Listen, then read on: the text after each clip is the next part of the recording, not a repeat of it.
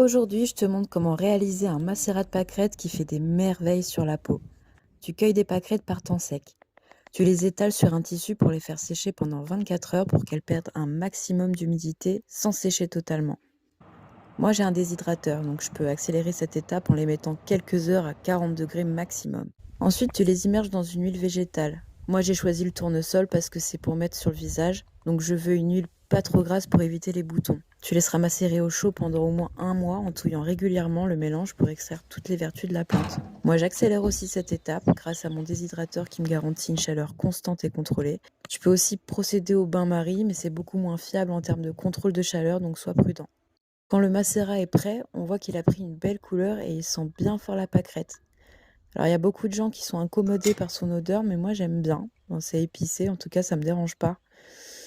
Tu filtres le macérat pour séparer l'huile des fleurs. N'oublie pas de bien presser les fleurs pour ne pas en perdre une goutte. Ne jette pas le résidu de fleurs de pâquerette parce que c'est un super gommage pour la peau. Si tu veux, tu peux conserver ton macérat. Tu devras le mettre dans un flacon hermétique, ambré de préférence.